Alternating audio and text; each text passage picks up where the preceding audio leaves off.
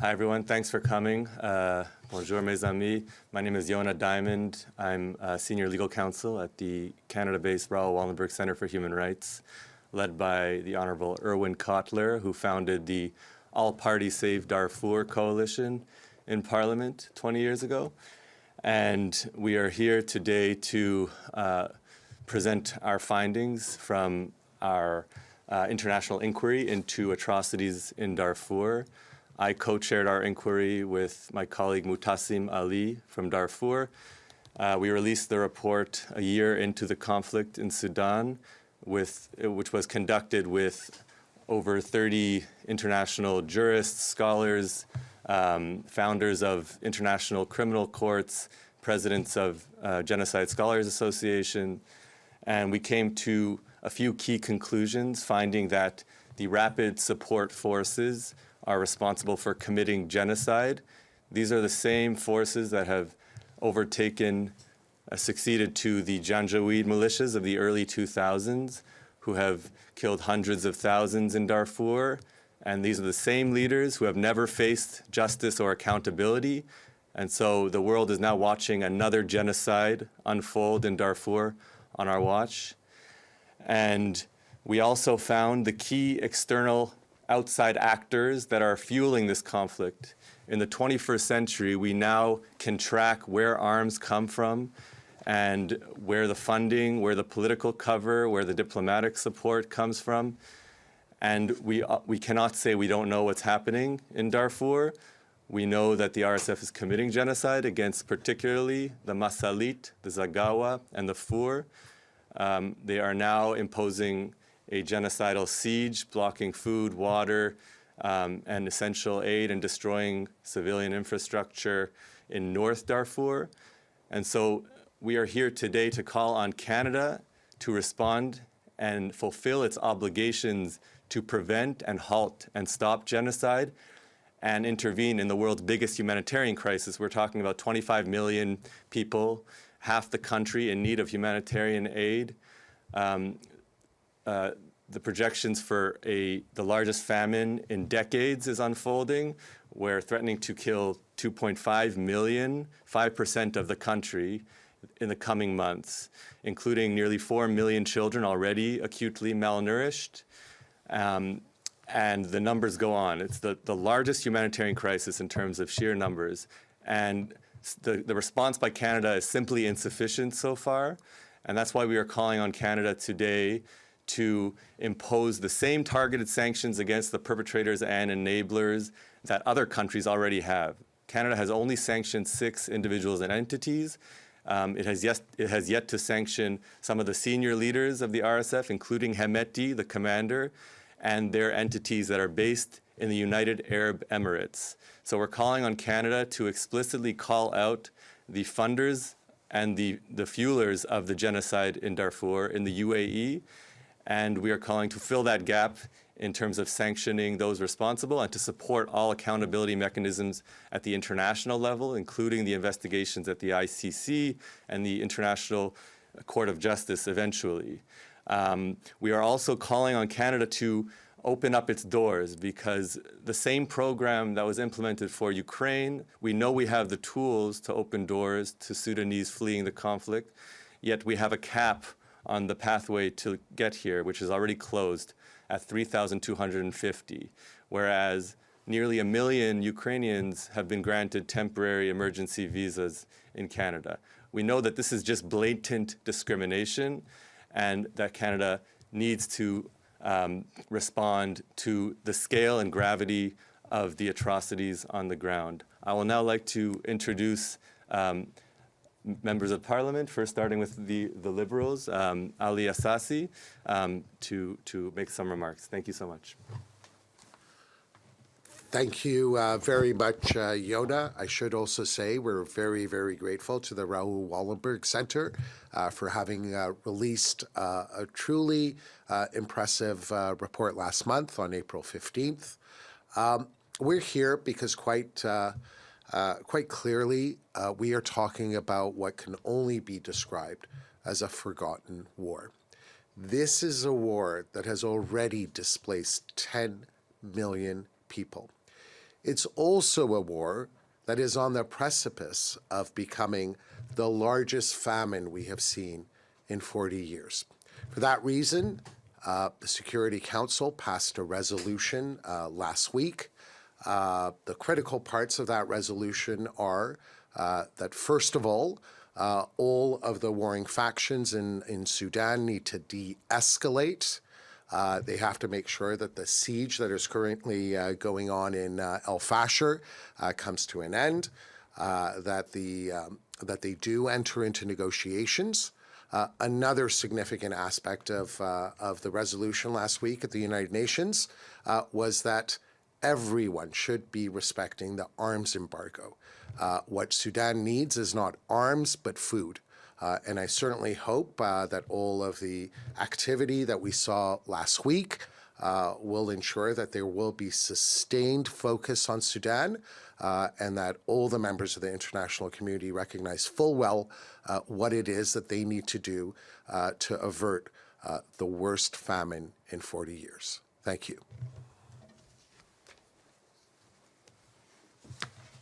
Hello, everyone. My name is Heather McPherson. I am the NDP Foreign Affairs critic, and I am happy to be joining my colleagues and representatives from the Raoul Wallenberg Centre today to talk about what is a very serious crisis. The humanitarian crisis in Sudan is catastrophic. To give you an example, last week, MSF and the Ministry of Health were forced to suspend all activities in one hospital in El Fasher after RSF soldiers stormed the facility, opened fire, and looted it. Only one hospital in El Fasher is still operating, and the needs are enormous. Warring parties are not respecting medical facilities, which are protected under international law. Over 8 million people have been displaced. There are major barriers to humanitarian access across Sudan, and reports of serious atrocities, including sexual violence and brutal murders of children. On May 21st, 2024, the UN Special Advisor on the Prevention of Genocide affirmed that the risk of genocide is growing every single day. On June 13, 2024, the UN Secretary Council unanimously adopted an urgent resolution demanding the Rapid Support Forces, or the RSF, halt its devastating siege on El Fasher, North Darfur, underscoring the need for civilian protection. We have known for over a year that this situation is deteriorating, and Canada has not responded appropriately. In March, New Democrats wrote to Minister Joly, to Minister Miller, and Minister Hussein with several asks of the Canadian government. These include increased humanitarian funding, new sanctions on those responsible for violations of international law and human rights, holding perpetrators to account, including support for the International Criminal Court in its investigations, lead a diplomatic push for negotiations, as there are no meaningful negotiations currently underway, name and shame states that are arming the Sudanese government and paramilitary forces, including Russia and China, and immediately accelerate the process of applications for dependent family members of Sudanese Canadians. The government must ensure that all dependent family members receive priority processing of permanent resident applications from Sudan. These people should be Canada's priority, especially in instances where there are minor children that have been separated from their family. Today, the call from the Raoul Wallenberg Centre reiterates a number of these asks of the Canadian government. I'm proud to stand here with them on behalf of the NDP to demand better from the Canadian government for the people of Sudan. The people of Sudan do not have time. The time right now is for action. Thank you. Thank you, MP McPherson. Mike Morrice, MP for Kitchener Centre and a member of the Green Caucus. It's an honour this morning to stand alongside colleagues MP Ehsassi and MP McPherson, representing three parties in our House of Commons as we call together for the world to not look away. And my deep thanks to the Raoul Wallenberg Centre for their incredible work and their tireless advocacy. Strongly support and agree with the calls you've heard already from my two colleagues. Just to add, in particular, when speaking with Sudanese Canadians in my community, the disappointment in not seeing more quick action when it comes to reuniting families. We continue to be told that nothing can be done until fall of this year at earliest. It's entirely unacceptable. We need to see this government respond with the urgency that the crisis in Sudan demands. That includes the sanctions you've heard about already. It includes advocating for the ICC to be respected, but it also includes calling for this government to move quicker. We've seen other countries having had processing move much more quickly. And instead, when it comes to Sudanese Canadians looking to reunite with family members of theirs, it seems to be that they continue to be told to wait. And so we will continue to amplify those calls alongside others, again, for this government to respond with the urgency that the crisis in Sudan demands. I'll pass it back to Yonah, and happy to take questions from media as there are any. Thank you. Thank you, colleagues. I just want to add a couple of action items for Canada to call explicitly for civilian protection mission in Sudan. We can lead on this. As a Canadian, I've been very proud that Canada has a history of leading the responsibility to protect doctrine at the UN and a history of civilian protection missions. And we can lead now too. These communities have nowhere to go in North Darfur. They are not near Chad. They are not near any of the borders. And they are surrounded and face imminent atrocities. And we know how the RSF commits these atrocities throughout Darfur. Mass killings, massacres against men and boys, mass sexual violence against women and girls, particularly based on their identity from these indigenous African tribes, non-Arab tribes. So we're calling on Canada to take the leadership because other countries are looking to Canada to lead on this civilian protection mission. And we are also calling on Canada to end all military relationship with the UAE. The UAE is still Canada's in the top 20 countries receiving military exports in goods and tech from Canada. Top 20 countries. This implies that Canada is also implicated in supporting the financier-in-chief and the arms supplier of the genocidaires. This is something that needs to happen today. Thank you very much. We will start with questions in the room if we have any. Any questions in the room? No? And we'll start with then questions online. Please raise your hand if you have a question online.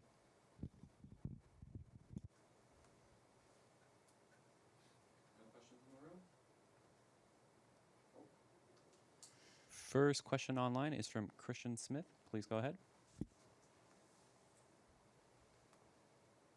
Hello, thank you very much for your presentation today. Can you hear me? We can. Yes, we can. Okay. My interest is on the legal aspect of this. Can you sum up what can be done legally to address what is happening, and what impact could it have? What practical impact could it have? Yonah? Yeah, so I briefly mentioned the targeted sanctions program that Canada can implement.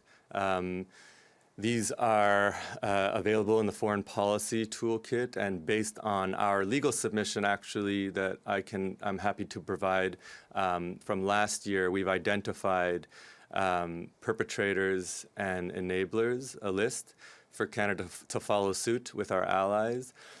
We are also planning on bringing a case to the International Court of Justice, and Canada can lead on this as well by either taking the case itself or finding an ally to take the lead against the United Arab Emirates for complicity in genocide. Breaches of the Genocide Convention offend humanity and are an assault on everyone's values. And so the range of regional and international mechanisms must be engaged, and Canada can lead on this with its allies, particularly also with the African Union, in order to explore all the ways to hold the perpetrators immediately accountable to halt the atrocities. Thank you. Do you have a follow-up? Well, I guess uh, this has been going on for 2 decades, to a greater or lesser extent. What will it take in a nutshell to stop this and get on a better path? No, go ahead. Yeah, I mean, this is a great question. And we know that the failure to actually have any form of transitional justice and accountability, al-Bashir has never actually been held in a court of law, despite the arrest warrants. But we need further investigation and arrest warrants. We know that putting the perpetrators on notice, they care about their reputation. And the ICC just announced recently that it is continuing its investigation into these patterns in Darfur specifically.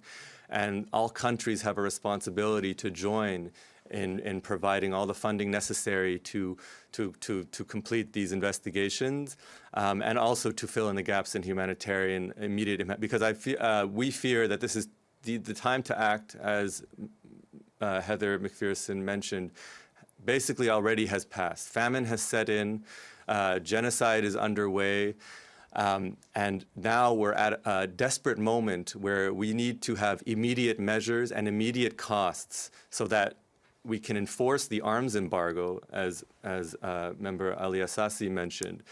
There is already an international legal basis for blocking arms, and yet we see countries in the region openly violating this UN arms embargo. So we have the legal grounds, we have the genocide warrants. It's a repeat, and it's perhaps the most blatant and egregious example in the world where there is a lack of follow-up on accountability, and countries continue to defer to what is clearly a sham and failed peace process instead of actually doing something.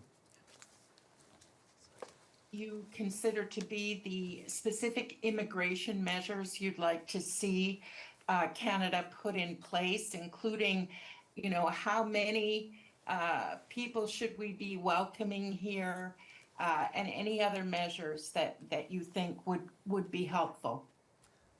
I'll let maybe Mike or Sure. Oh, thank you for that question. I mean, realistically, what we've seen recently is the government putting almost a price tag on different people. The fact that we had 40,000 from Afghanistan, unlimited from Ukraine, 1,000 from Gaza, from Palestine, and when those numbers are in place, that's inappropriate. Every single situation should be treated equally, and I'm of the firm belief that we need to be putting a priority on making sure that people from Sudan can flee the violence. The other situation that we have is that it is my understanding that even with the plan in place to bring 350 Sudanese from Sudan to Canada, that in fact through that scheme, none have arrived in Canada to date. The processes have been too slow. They've been limited. The numbers should never be limited based on country. Canada should be opening its doors to be helping people right now, and that's not the case. Just to add to that, on the timeliness, I've had the chance to ask officials about why the process has been going so slowly. And in my case, in Waterloo Region, for example, the president of the Sudanese Canadian Association of Waterloo Wellington himself has a brother and mother in Sudan right now. Those applications went in early March, I believe March 2nd and 4th, with no response yet. Officials replied that that's because the immigration pathway that's been proposed is a permanent pathway as opposed to a temporary one, and they claim that permanent pathway takes more time to put in place. What many of us have been calling for is to then also provide a temporary pathway so that folks can come to Canada more safely and more quickly. That we shouldn't be seeing months and months in the midst of famine and a crisis to have Sudanese Canadians waiting for their family members to see if they might come to safety. A temporary immigration pathway would be a much quicker means of making sure folks get to safety, in addition to looking at the numbers to ensure that we don't see differential treatment based on what country someone might be coming from. How many should we be welcoming here? Yonah, did you? many as we can. There is this program for Ukraine emergency travel visas where all the operational obstacles for integrating extended visas were lifted and waived, and the same can be done for Sudan. We know that there's a route, and the tools are there when conflicts of this scale erupt, available to all nationals from Sudan. But just to give one example of a Canadian family affected, some of you might have heard of Khulud Abakar, just one small, tiny fraction of the families that have been affected, relocated 5 times in Sudan. Family, spent money, resources, and time only to be told that the cap has been reached at 3,250 for this pathway. So the pathway's closed after all this effort. It's just simply disgraceful and needs to change. I could just add a word. Zero. I just wanted for all of us to be mindful of the logistical challenges that exist in Sudan as well. I, for one, would be very much in favor of seeing more Sudanese come here. But the reality on the ground is that 50% of people are food insecure. But even of those individuals, 90% of those individuals, there is no access for food to go in. We also heard about the fact that Médecins Sans Frontières actually withdrew from Sudan. So the reality is it's very, very perilous in Sudan. That shouldn't stop us from looking for solutions, looking to welcome more Sudanese, but those are the realities that we have to contend with as well. Thank you. All right. Thank you very much. Thank you. Thank you.